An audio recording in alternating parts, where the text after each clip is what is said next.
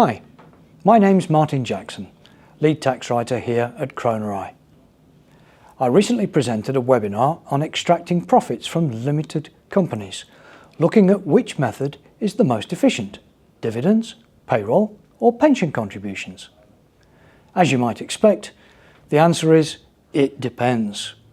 There are lots of factors to take into account, and not all of them are confined to just tax and national insurance, though obviously these form a large part of the decision-making process.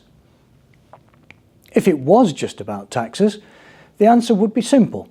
Unless the pension's annual allowance is exceeded, pension contributions are free from income tax, there is no national insurance, and they are deductible for corporation tax, so these should always form part of the strategy. But for dividends and payroll extractions, the recent budget has significantly changed the equation, and what is most efficient this year is not necessarily going to be the most efficient next year. Now, some of you might be thinking to yourselves, surely all I need to do is add the marginal income tax and national insurance percentages for payroll and compare the total with the income tax and corporation tax percentages for dividends. What's the problem? Well, taking into account 0 as a possibility, for payroll there are 4 marginal rates of national insurance and 5 marginal rates of income tax. Meanwhile, for dividends, there are 5 marginal rates of income tax and 4 marginal rates of corporation tax. Needless to say, the thresholds for each are different. That makes the number of potential combinations huge.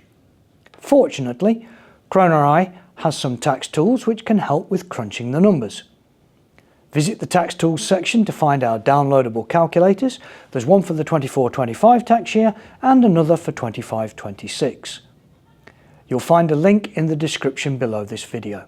But as a really quick rough guide, you need to be aware that unless your client will already have a qualifying year for state pension purposes, they will want to take a salary of at least £6,500 next tax year.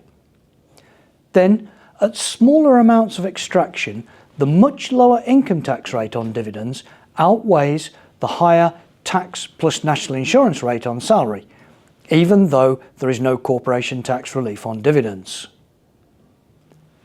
As the extractions get larger, the employee's national insurance rate falls and the differential between the income tax rates becomes narrower. For very large extractions, the additional rate of tax on dividends plus the corporation tax rate add up to 64.35%.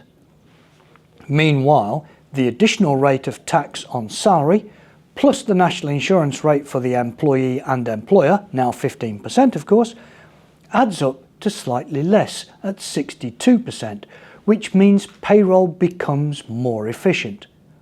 But where is the cutoff between the two? Well, in the 24-25 tax year, a minimum salary of £12,570 plus dividends is more efficient for extractions of up to approximately £134,000. A minimum salary of £9,100 plus dividends then becomes more efficient between £134,000 and up to £411,000. And for extractions of greater than £411,000, payroll alone is more efficient. In 25-26, a minimum salary of £12,570 plus dividends remains more efficient up to approximately £141,500.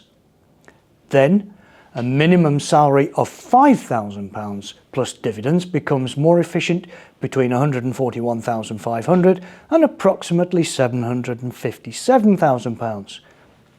Finally, for extractions greater than £757,000, payroll becomes more efficient again. But these figures are approximate and circumstances can vary. It is not possible to give a definitive answer that applies to every case, because everyone's circumstances will be different. Detailed calculations and a sharp pencil are always going to be required.